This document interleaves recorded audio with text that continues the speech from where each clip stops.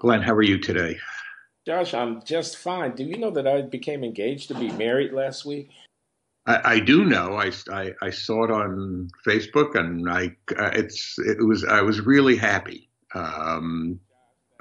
It, it's fantastic. It's great, and you look like a happy guy. And Well, I am a happy guy. This is Glenn Loury, the happy guy here at the Glenn Show, bloggingheads.tv, and I'm talking with Joshua Cohen of Apple University and of the University of California, Berkeley Law School. We are old friends and frequent Blogging Heads conversation partners. And yeah, and Boston Review And You, Boston Review, I did forget to mention yeah, the role that you play leading this flagship political intellectual organ that I'm proud to have a very minor association with. Boston Review. Apple University. You're just back from China, are you not? I was in Wuhan a few weeks ago. I was in Wuhan for a conference on actually mostly with some of your professional compatriots, that is, economists, who were leading a big survey of Chinese employers and employees. It's an effort to create, for the first time, a really reliable uh, uh, database about firms and about workers in the Chinese economy. And their plan is to launch a very large survey of about roughly 4,000 firms and about 50,000 or so employees in 2018. They've done some pilots, and there are some interesting economists involved in leading the project and on the advisory board. So I was there and saw a bunch of visited a bunch of Chinese firms. It was an interesting trip. Yeah, Sounds yeah, yeah, good. yeah. It was good. Good. Let me Yeah, just add a final word on that personal note. Yes, yeah, audience, I am engaged to be married to a lovely woman. Her name is LaJuan Sadler. She is a native of Houston, Texas. We have not yet set a date. yeah. But You may remember, Glenn, that when you were in living out here, Ellen, my wife Ellen, and I had dinner with you, and you were about to go, I think, to Texas for the first time, and Oh, wow. I see. it was, You guys were in at the creation. at the creation. Yeah, no, it's great. It's really nice news. Oh, enough about me, but thank you very much. Thanks very much. So anyway, here we are, and we're political guys following everything that's going on. We had thought we might have an hour's conversation without talking about Donald J. Trump, but quickly abandoned that ambition. Yeah, As it yeah, seemed, every topic that came to mind, whether it was the repeal and replace battle going on in the Senate this week, or whether it was Donald Trump's speech on Long Island to police officers in which he addressed himself to urban crime problems or whatever, we seem not to be, or whether it's just this sort of background condition, resist, let's get rid of Trump, impeach now kind of thing. And what the whole tenor of this debate in the country implies for our political future, we seem not to be able to get away with. So we've given up. And yeah, yeah. But we're going to jump in with both feet. Yeah, yeah, yeah. So get us started, Josh. yeah. So I was looking this morning a little bit more at the speech that Trump gave yesterday on Long Island in front of a large group of police officers in Suffolk County, which is on the eastern part of Long Island. And he was talking about the focus particularly was on this gang called MS-13. I guess it's been a while since I've followed MS-13, but I think it's a gang with Salvadorian roots and not a nice bunch of people. And he was talking about to this group of people about, getting rid of them and about communities being overtaken by violence. Of course, never mentioning that violent crime is nothing like where it was 20 or 30 years ago. But anyway, but it is up relative to the last 2, 3, 4 years. Excuse me? I said it is up relative to the last few years, though not up to the levels it had been a quarter century ago. Yeah, it's ticked up. I think that's fair to say. And it shouldn't. I don't mean to diminish its importance when it happens, but I think it's important to be attentive to the full realities of it, and in a way in which the president is not known for being. So he was talking to this group, and he was talking about, being tough, and he has these tough people around him, and he likes people who are tough. And then he was recommending to the cops that they be tough, that they, as he put it, not be nice. That, when you're putting the person in the police car and you've got your hand over the person's head to protect them from hitting their head on the police car, take your hand away. Did he say that? I didn't hear him speak. Your hand away. He said, "Take the hand away." Take your hand. Don't worry about the hand. Your head bumps the roof. That's okay. If your head hits the roof, it's okay. And look, if that was the worst thing that ever happened, was that somebody's head hit the car, that it would be okay. But the Suffolk, I think it was the Suffolk County Police Commissioner or somebody from Suffolk County said, we take these issues very seriously, and somebody who roughs up a prisoner is in very, very serious trouble. It was one of these awful moments where, the president had just made the job of this person a lot harder. And, I guess I think, it's not in the largest scheme of things, it's not that big a deal that he said this, but it crystallizes. It's one of these universe in a grain of sand moments. I think it crystallizes, I think, so many things that are in my view just awful about this president. And let me say something about just how why I think that, how I think about it. So I look at the people standing behind him, and I know from things that you've said about this that you think kind of the same thing. Here are a bunch of people, like every human group in the world. There's a distribution of human types in the group, but my predisposition is to think that it's basically a decent bunch of people working hard, trying to help other people, keep other people safe. These are cops you're talking about. These are cops. They got a really hard job, dangerous, difficult even when it's not dangerous. And I'm sure there are some, nasty sons of bitches in the group. And because, as I say, it's a group of people, there's a distribution. So some wonderful people. But my assumption is that the kind of, average, the modal person in the group is like a decent, hardworking person who's providing an important public good and appreciate what they do and respect them for doing it. And part of what makes their job hard is, what makes, in different ways and in different degrees, all of our jobs as being human beings hard, which is that we're subject to all sorts of temptations to do the wrong thing. And we're all weak. If I spoke in a different idiom, I'd say we're all sinners, but that's not my idiom, but that's okay. And it's hard. It's hard to,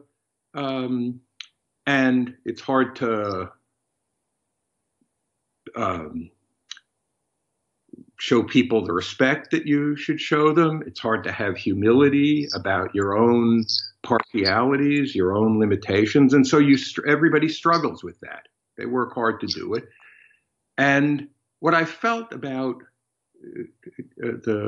what Trump said was, first of all, that he shows none of that himself. I mean, this is a fragile, egoed, narcissistic, very weak person who has no sense of his own, human limitations of partiality and no sense of humility about what he knows and doesn't know. Note for further discussion, because I don't want to interrupt, but I just want to get this on the record.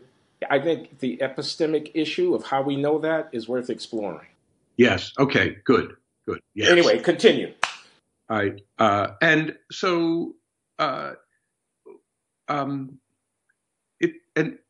so you're a cop, and there's a very powerful set of temptations to go wrong. To abuse people who are under your control, not because you're a bad person, but because of the situation that you're in. There's a very powerful set of temptations to do that, to forget the presumption of innocence, but especially when you've actually seen something happening, but often you haven't seen it happen. There's a very powerful temptation to do that. And what you want somebody in a position of leadership to do is to remind people. You know how hard it is that they're to do their job. You know that they're working hard to do it right, but they're like the rest of us. They're subject to a whole bunch of temptations to go wrong. And you want to remind them, while respecting who they are and what they're trying to do, you want to help. If you're really their friend, you want to help them to do what's right, to resist their partialities and the imperfections of their understanding, knowing that we've all got them and that we all are subject to powerful temptations to forget about them. And I thought, this is somebody who is basically telling people who are trying to do the right thing. I'll just assume for the sake of it, they're trying to do the right thing. And he's telling them, don't resist your temptation to smack somebody around who you got under your control. Well, I'm sure a lot of people feel that temptation, and they should resist it. He's telling them, don't resist the temptation to violate the norms of your professional calling. And so the police commissioner has to step in and say, we take these violations very seriously. So he made it harder for people to resist those fundamental temptations to go wrong that we are all powerfully subject to. So I just, and he doesn't show any, as I go back to this, the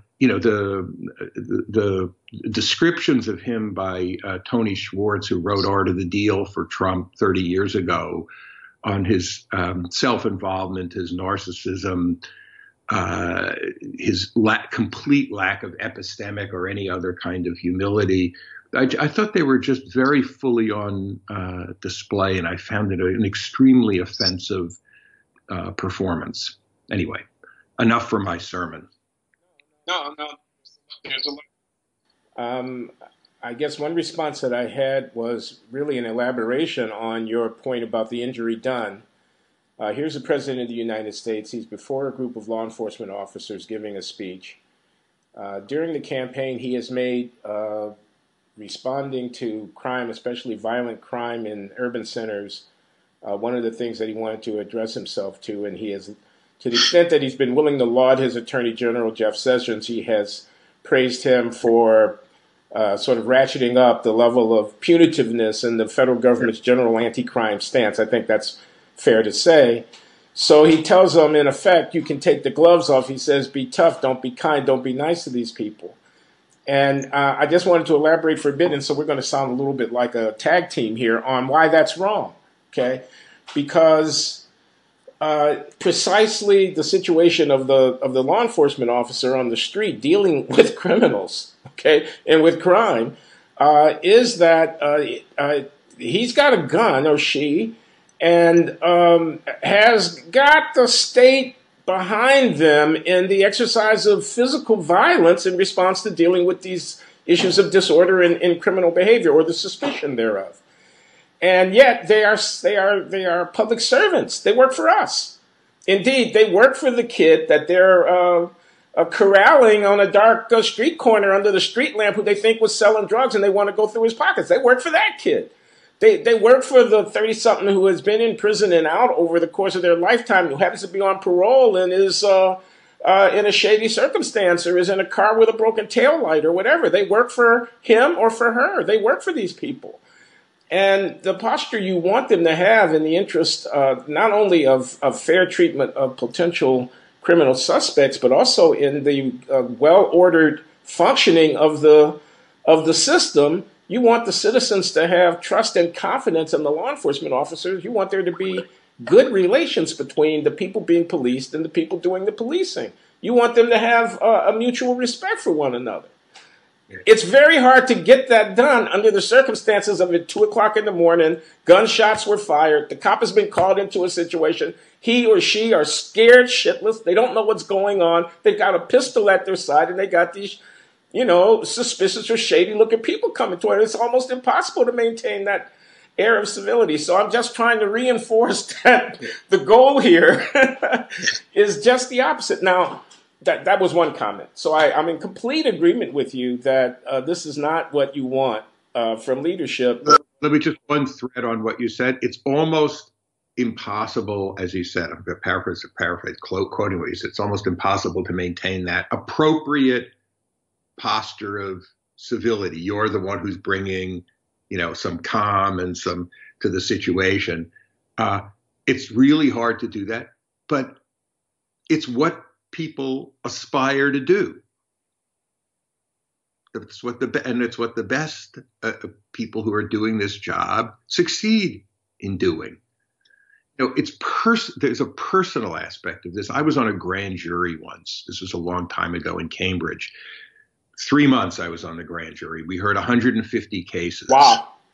Because every felony in the state has to be indicted by a grand jury. So we handed down 750 indictments, and we turned down a few, not many. We turned down a few. Yeah. And there were some lots of the cases that we heard were drug cases. And, they were bad, but, not. But there were a couple of really, really bad cases. And this is going to sound strange to say, but the second worst was a case where somebody had gone to work one day and shot and killed 7 of his fellow employees. Oh my God. It was horrible.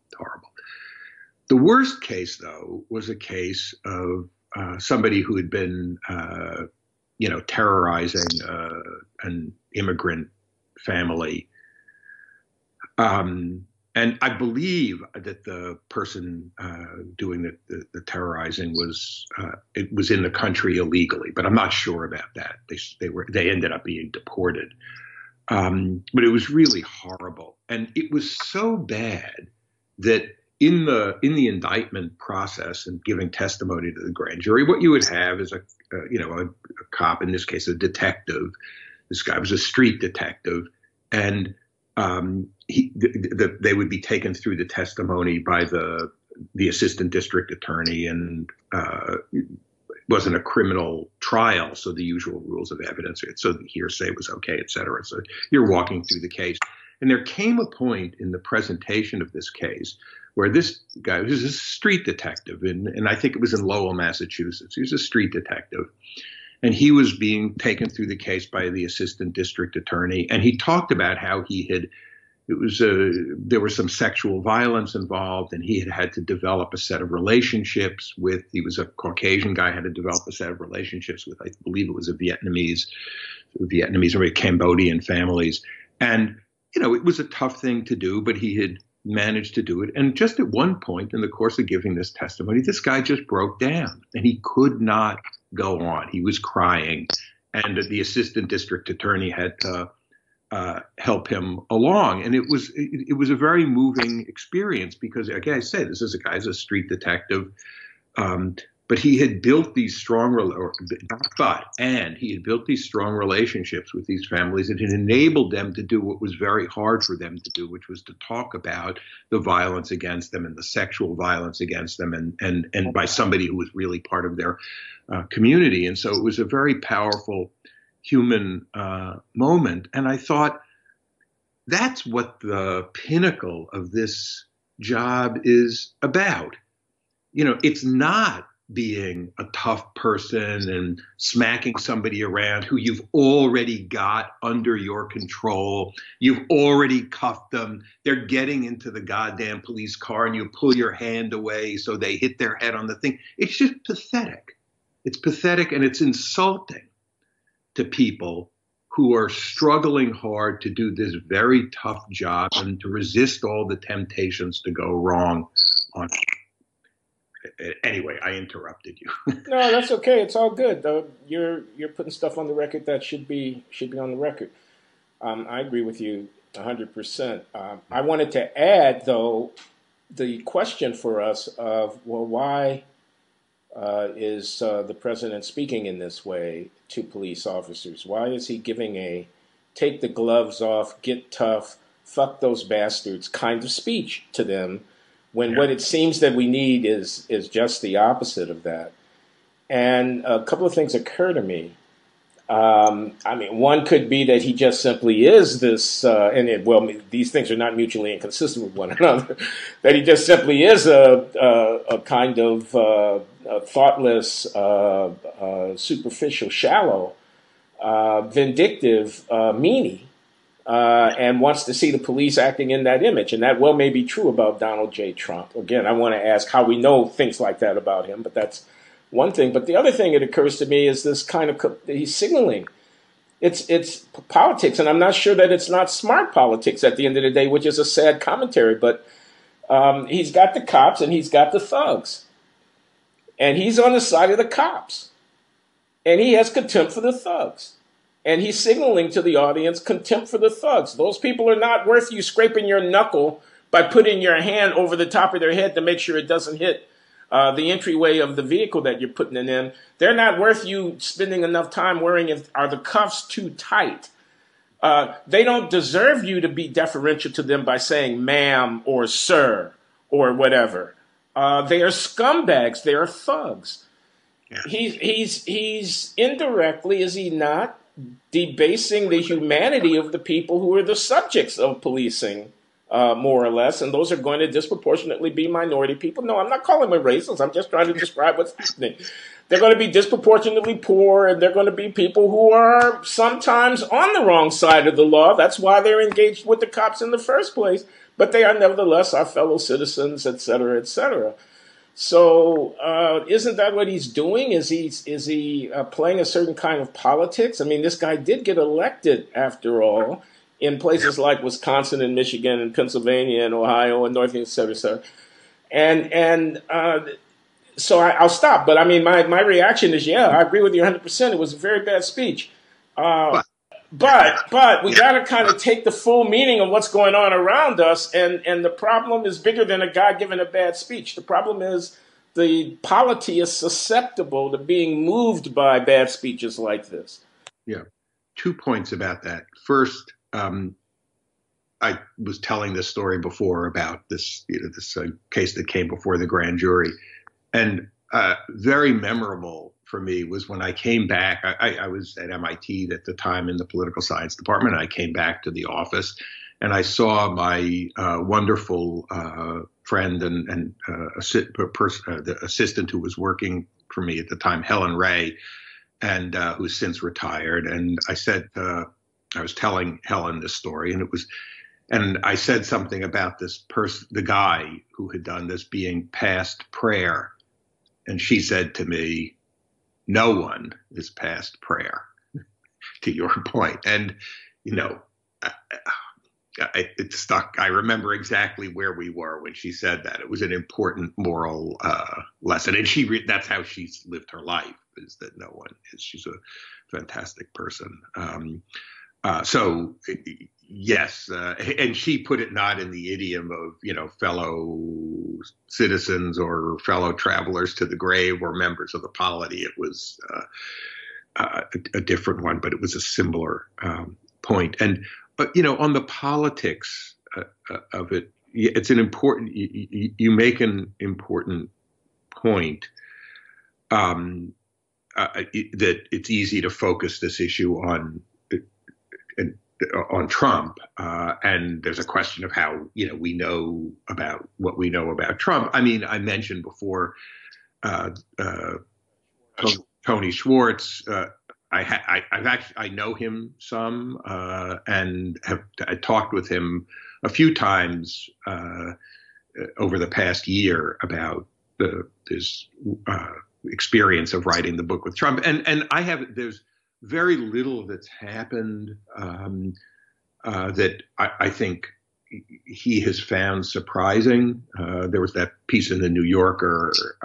It was about almost exactly a year ago about his experience of working with Trump, and very little that he's found surprising. And so I have some confidence in his judgment. But I did actually talk to him a few months ago, and I said, okay, so everything that you said is sort of right. What is it that you have found surprising about Trump? Because after all, he won, and your description of him wouldn't have led me to predict that he would win. And he said that he thought that he had a greater ability, and it's important. He said that he had first of all, a greater ability to take a punch than Tony had anticipated. That he had been hit pretty hard a whole bunch of times, and he was back up. He was like back. It was like Freddy Krueger or something. He was back in action. And the other Joe Palooka, a toy I used to have, it was a balloon that was had a broad base with a weight in it, and you'd punch it, it would fall over, and it would come back up again. Punch it, and go down, and come right back up again. Yeah. So right, so it's your toy. So there was that, and then relatedly, that he thought of him as somebody who has a very short attention span, and he was surprised by the extent to which he was in this for a longer play. But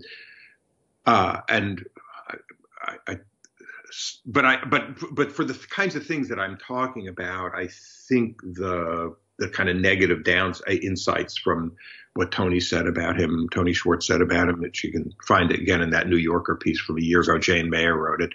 I put a bunch of confidence in those. That said, I mean, you can't.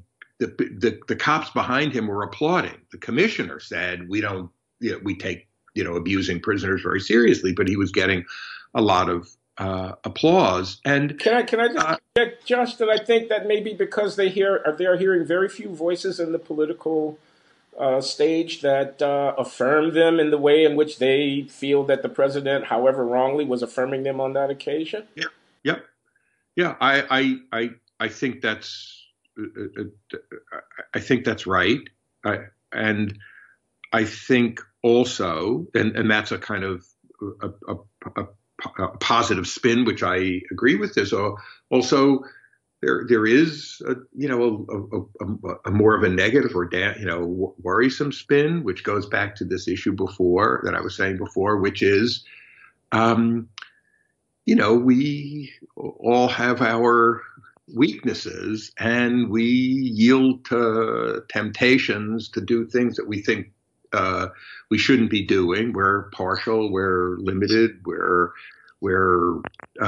we like to have somebody who provides excuses for our bad behavior. We're pretty good at providing them ourselves, but if somebody provides them for us, well, that's all to the good.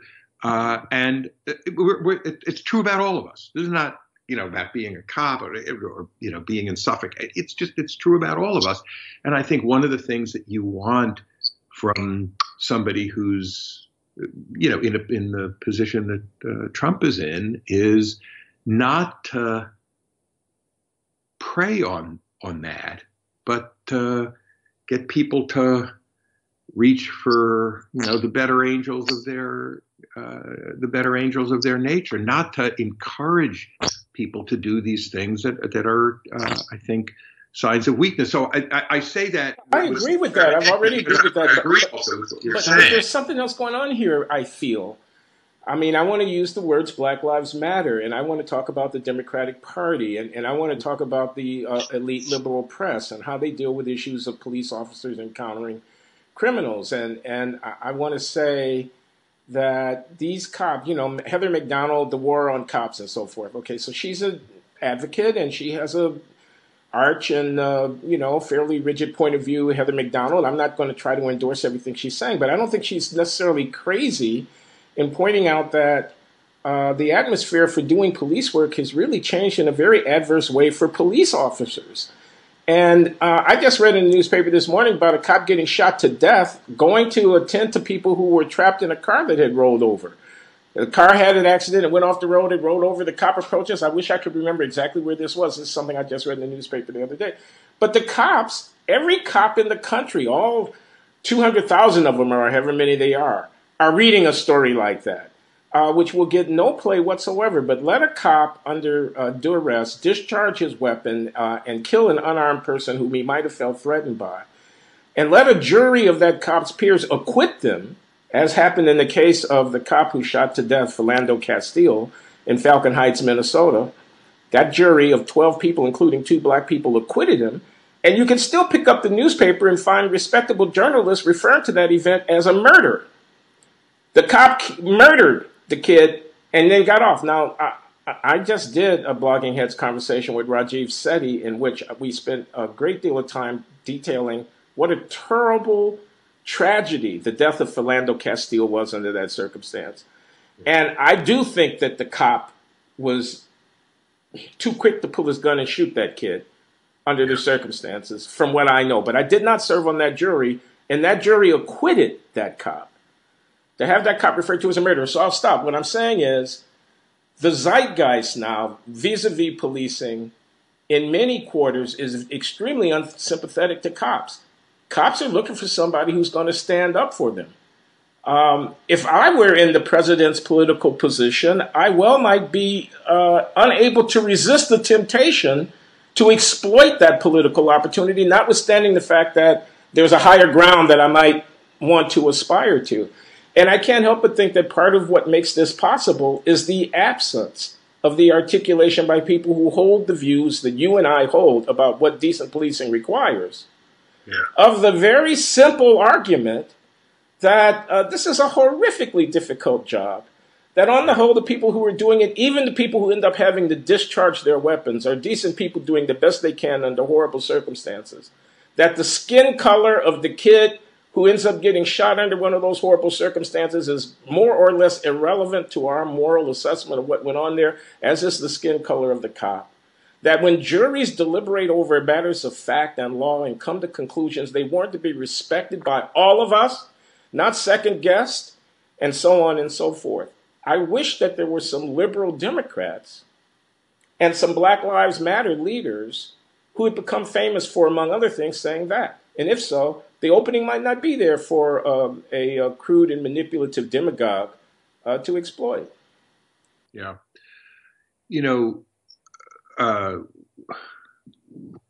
I'm embarrassed to say that I don't remember the name of the cop, the Cambridge cop who arrested our mutual friend Skip Gates. Skip Gates, yeah, his name will come to me in a moment.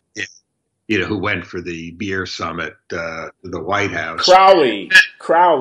Yeah, Crowley. Yeah. No, that's right. It was Crowley. I should have remembered it. I used to coach baseball with somebody named Crowley, and I think probably related in Cambridge.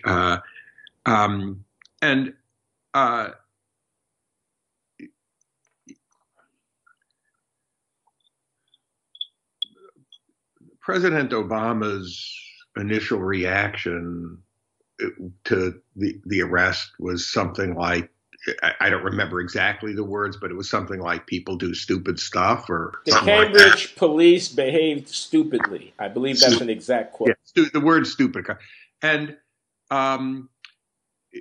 if you I think that was an ill-considered comment, and representative of the kind of thing that you're saying. I mean, it was as it turned out, it was a really bad judgment, or a really objectively, that is ex post. I mean, Skip wasn't doing anything wrong. He was going to get locked out of his own house. The cop, Crowley, was responding to something that a neighbor, a call from a neighbor. Skip, I think, probably in the circumstances had, as I recall, had a few choice words for the local constabulary when he showed up. Reminded me of a time at an airport where I was almost arrested because I got annoyed about our bags being lost, and had a few choice words for the. Oh, Josh, say it isn't so. Not you, my friend. That's what you always maintain. You're cool. Shit happens. People do. And but here's the thing: is I thought Obama tried to walk back from it. Some he invited them in. We'll sit down. We'll talk about this. It was, and he probably learned something from it, and learned something about how when you're, particularly when you're a political leader, you're the president. I mean, he was new to this responsibility of speaking for and to everybody, not speaking just for and to his base. And I think he took that responsibility. I don't say he discharged it perfectly. He said imperfectly, but I think he took that responsibility seriously. Took it seriously. I don't say he always got it right, but he took that part of the job seriously. And I think, so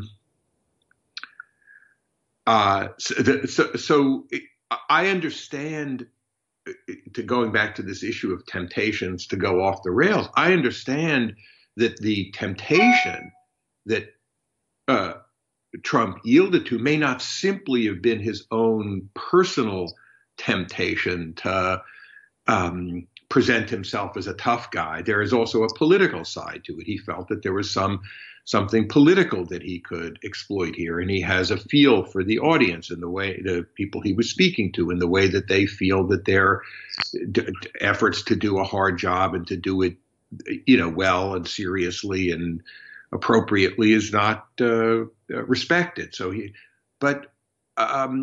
but then there are people who look at the way the job is being done, and they're focused on the violations and I think just to play to the base in the narrowest way, and to play to yield to the political temptation, not such a good thing. Let me ask you this: What do you think President Obama was doing? Was he playing to the base when he said during the aftermath of the Trayvon Martin killing by George Zimmerman in Florida, if I had a son, he'd look like Trayvon? Was he playing to his base then? I don't know. I mean, base. Perhaps I should say. Perhaps I should put the question differently. Wasn't he playing to his base then? Yeah.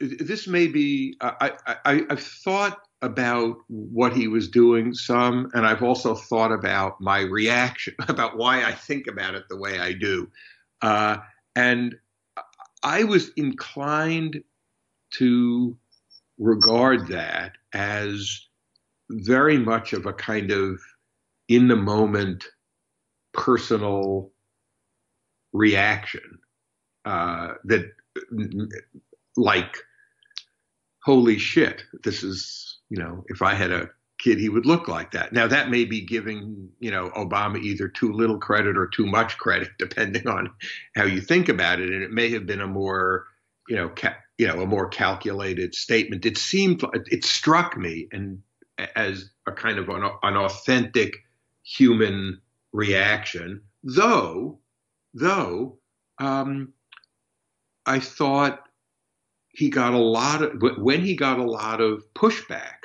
about it, I thought the pushback was appropriate. And it was a pushback that was appropriate not to his having said that, but to, letting that, if he did letting that be the, kind of guiding reaction, or the totality of his reaction, or something like that. It's a hard job. Cops a hard job. President's a really hard job. And the point that it's a hard job, and how do you know what you would have said under the same circumstances, and what could he have said that wouldn't have elicited a negative reaction from some quarter? On the other hand, I think if I had a son, he'd look like Trayvon, presumes that the way Trayvon looked had something to do with Trayvon being dead, and he did not know that. Yeah, I didn't take That's the narrative. Right. That was the master narrative of the liberal kind of reaction to this event, but he didn't know that. The facts were not in. He's the president of the United States. And a jury, and people were appearing on the floor of the House in hoodies. Members of Congress were appearing in hoodies because obviously if you're a black kid wearing a hoodie, there's an open season on you in any gated community in America. This is the truth, quote unquote truth, that they're trying to propagate. A jury deliberated over the evidence in that case, and it acquitted the guy. Okay? I'm just saying, I don't know what you do with these disputed matters other than to rely upon the duly constituted tribunals to assess the evidence and to come to a reasonable conclusion, as reasonable as they can reach. So in retrospect, the presumption that a man wearing a hoodie who happens to have dark skin is the subject of being hunted, and if the president of the United States had had a son, he'd look like him, it proves to be resting on relatively flimsy ground. It looks like a very political thing to have done to me. Although in the moment, perhaps it was just spontaneous. I don't know. That's and that may I don't. I have very complicated attitudes towards my own reaction to it because I'm tempted on the one hand to think that it was a kind of an in the moment spontaneous thing. You look and it was a human reaction. It's like you look and you think, oh my God. And on the other hand, I don't think that President Obama was known for his spontaneous reactions. He's a very calm, cool, collected, measured, thoughtful person, and you can't both respect him for his consummate deliberativeness and at the same time think, oh, this was just an in-the-moment emotional reaction. But so I feel torn about it. I also do think that I took the comment, if I had a son, he would look like Trayvon Martin, differently than he was killed because of the color of his skin. So if somebody were killed in the United States because of the color of their skin, it wouldn't be a singular event. I took him to be saying something about his response to what had happened. And in a way, you could regard it, in the spirit of confession, like, listen, take what I'm saying here cautiously, because this is part of my thinking about this, is that if I had a kid, a son who would have looked like Trayvon Martin, that maybe playing a larger role for me in my thinking about this than it ought to be. But this is way too complicated. But I don't have a settled opinion about it. Let's talk about something else. We don't have time to talk about all the things that are on this list here. What about repeal and replace? So the Senate, John McCain dramatically casting the decisive vote to not approve the so-called skinny repeal bill that Mitch McConnell had come up with in an effort to get some legislation on health care out of the Senate so that it could go to conference, so that the House and Senate could agree upon finally some Republican plan for health care in the United States. And it failed, the Senate's efforts. They have nothing to show for it so far. They ain't over yet. It ain't over until the fat lady sings, as they say. But there's definitely a setback. And people are writing in the newspapers, countries saved from 20 million plus being kicked off of insurance and premiums going up. And there's all this debate back and forth and so forth. I'm struck, and this is not an original observation, by the sheer political incompetency of the Republican legislative body, that are now, they've got a guy in the White House and they've got the reins of power. They can't get 51 votes. for something they've been saying that they wanted to do for nearly a decade. That is really stunning, and one wonders, could they ever? I mean, some of the speculation was if they had passed the bill, there would be a political disaster for the Republicans because the country would react negatively to the consequences of the bill. But I don't see how not passing something doesn't have an even worse political implication, and it just telegraphs the incompetency of the party to govern the country. They don't deserve to be able to govern if they're not going to be able to get their act together and get something done. I don't know, but what do you think?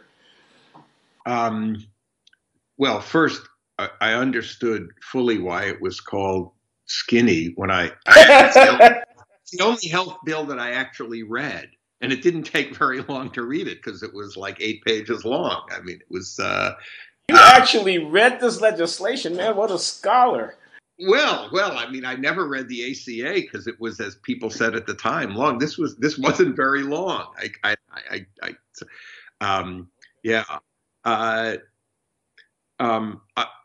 would. It will come as no surprise that I actually watched the vote taking place, and I was tracking the issue pretty carefully. I was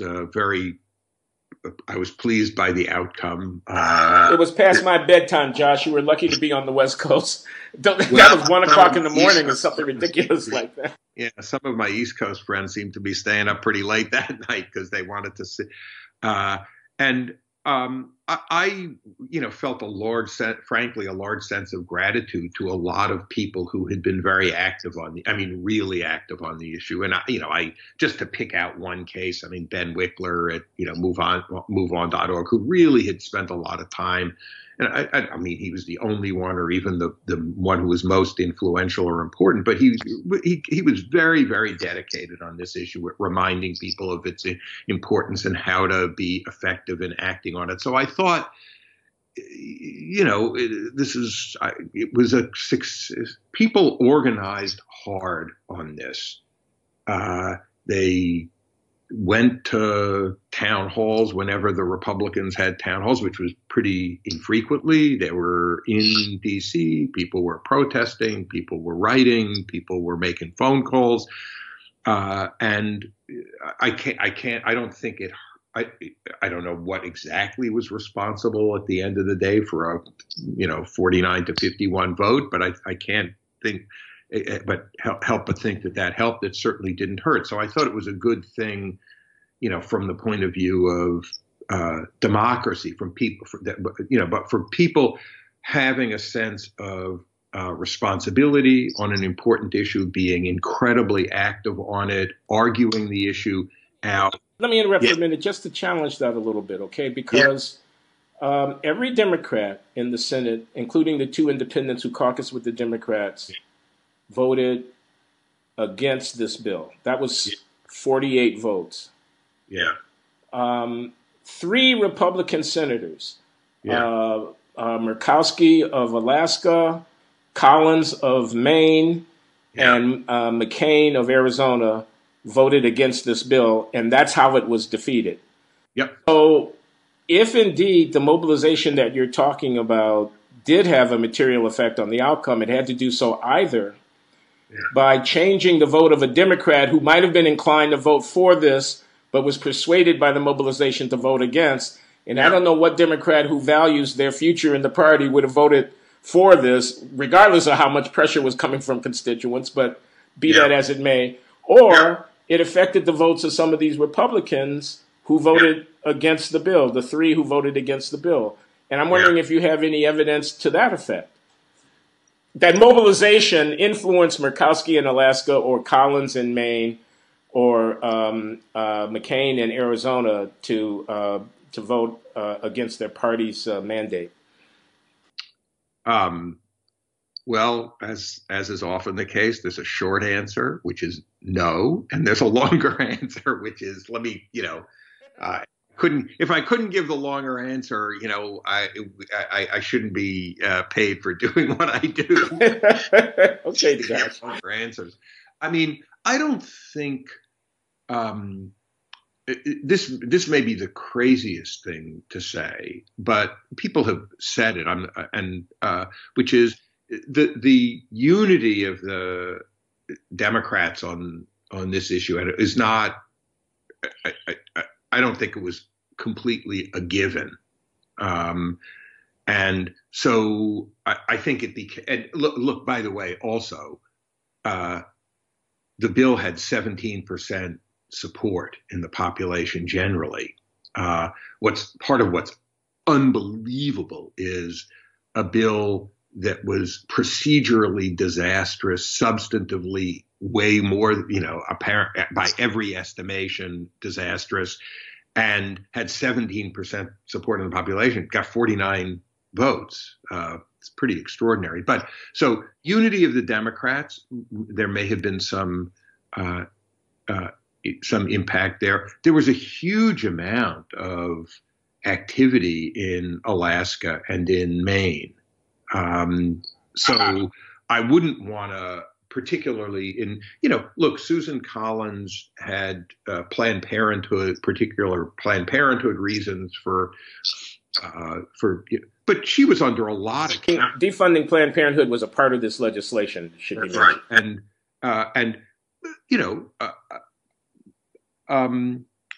my guess is that not to say the least, not a student of Maine politics, but again, from things that I have read, that the activity of groups in Maine may have made it easier for her to do something that she might otherwise have been tempted to do, but been also tempted not to do. With Murkowski, it may have been most particularly a judgment about the impact that the ACA had on Alaska and the impact that its repeal would have had on Alaska in terms of premiums. But, it's one of those things where it's easy to, read the analysis, but not to be that moved by it. I think there was a large amount of activity in Alaska and in the rest of the country that may have helped to strengthen her conviction on this. And, with McCain, I don't know. I mean, was McCain, was this payback for Trump being a disgusting human being? Was it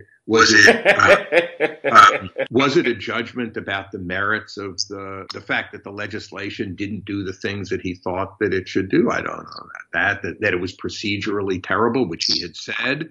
The thing that he drew attention to was that he had said previously that he thought one of the things that he really disliked about the Affordable Care Act was that it was a piece of legislation passed without a single Republican vote. And he didn't like the fact that this one was going to be happening without a single Democratic vote. But, Lord knows that's, above my or orthogonal to my pay grade to speculate about what was motivating McCain when he finally made that decision. He was under clearly a huge amount of pressure, attention from Paul Ryan and from McConnell and from Pence and then from Trump. I don't think it's crazy to think that the large amount of noise that people were making, and I mean that in the most, important and respectful way when I say noise, the large amount of noise that people were making may have helped to crystallize the issue for him. So I can't, that's the long-winded answer. The short answer is I'm not about to sit down and write a paper on this and, show you what the causal diagram looks like, but I don't think it's and even if the outcome, even if somebody made a really open and shut case that the outcome would have happened even without any of the mobilization or without the mobilization being as high as it was, which I find a little bit implausible, but anyway, even if somebody did, I think a lot of people took their to be high-minded about it, took their civic responsibilities really seriously.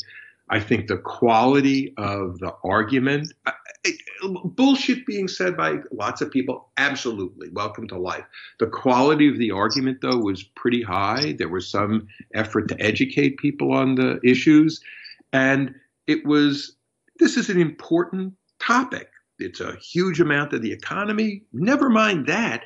This is like a big deal in people's lives. Health insurance is an important thing. And people took it seriously and worked hard on it and took seriously the conventional venues of democratic engagement and worked through those and celebrated the at least temporary victory. So I thought it was very respectful of democratic process. None of the people who were off doing that, and I mentioned Ben Wickler, but lots and lots of people were doing this sort of stuff. They're not like the people who went to the baseball, somebody going to the baseball field and shooting a member of the House of Representatives and thinking they can win by some disgusting act of political violence. It's not like people who are, going on Sunday talk shows screaming about, the disasters of Russia determining the election, and they know sweet fuck all about the topic, but they're, on board with the it's all about Russia trade. This is people saying like healthcare is a big deal. I'm going to work hard on this issue. And I thought what they did was great. And I'm just personally grateful for it. Well, that's all well said. I think of my friend. I guess I have to drop him a note of congratulations, Harold Pollack. You know Harold. I do know Harold. He's all up on the healthcare debate, policy, ACA defense, whatever. And I'm sure that he had a firsthand role in some of this mobilization around the country. He's a very devoted guy. And I take your point about small d democratic politics at work here. I want to say a couple of things, and we're getting toward the end, I think. One is I'm disappointed by the healthcare debate, not the outcome of particular legislative battles, but the general tenor of the debate, because I feel that at some level it's not honest. So, for example, I think single payer is supposed to be not on the table, but I believe that, in effect, expanding Medicaid to higher and higher income level populations and lowering the age of eligibility on Medicare, which hasn't been proposed specifically yet, but I am prepared to forecast is around the corner, is a way of trying to expand the effective single-payer policy footprint without owning up to the fact that it's single-payer. Single-payer premised on moral principles that I hear people, in a way defending, but not explicitly articulating. So the idea that you shouldn't be discriminated against because of a pre-existing condition, and they use this word discrimination. This is now the way they talk. And I understand the emotive force of the word discrimination. It sounds like it's bad. But if someone has a cancer and someone else is young and healthy, they're not equally placed persons for the purposes of being, quote, insured, close quote. Treating them differently is discrimination in the good sense of the word. That is to say, changing the premium and whatnot because the risks are different. That's why a luxury car costs more than an economy car. We discriminate, et cetera, et cetera. So, but no. The principle is. Don't say this. Yeah, okay. No, I just didn't make my point yet. But my point was the principle is we're all in this together. The principle is we're all in this together, and if you're sick and I'm healthy, I should pay to take care of you. That's the principle. Not some bullshit about discriminating in an insurance market, which is, to me, just a subterfuge. I wish that we would put the principle out there and get a Democratic majority behind the principle. Okay. I take all my hand waving back. I agree with what you just said. The idea that this is an insurance market and you should think of it as this is not. That's what I'm saying. It's with a small end. This is not, healthcare is not a normal good. It has a very special importance. And I agree with you that I don't mind saying that there's discrimination but that's because I'm thinking of it with the moral principle in mind, and thinking that from the point of view of having health insurance and health care, that the difference between somebody who's got a pre-existing condition and somebody who doesn't have a pre-existing condition is a morally irrelevant difference. And so if you treat them differently in the insurance, you are discriminating, but it's the kind of discrimination that, as you say, the risks are differential. If it's a normal insurance market, yeah, well, that's what you're supposed to do, but it's not. So sorry, I completely misunderstood where you were going, and I agree with you. You gotta have more faith in me than that, Josh. I know. I'll tell you what, I was thinking about spheres of justice. Michael Walzer. I was thinking about the way you think about the distribution of different goods in society. And I think there's a really important principle here that is not being joined. I'm not saying it would be easy to prevail, but that's the fight that you got to win if you want to stay one. Yes, I think that's. I not only agree with that, I completely agree. I have said the same thing yourself. I not only agree, I think it's an important point, and I agree with you also that.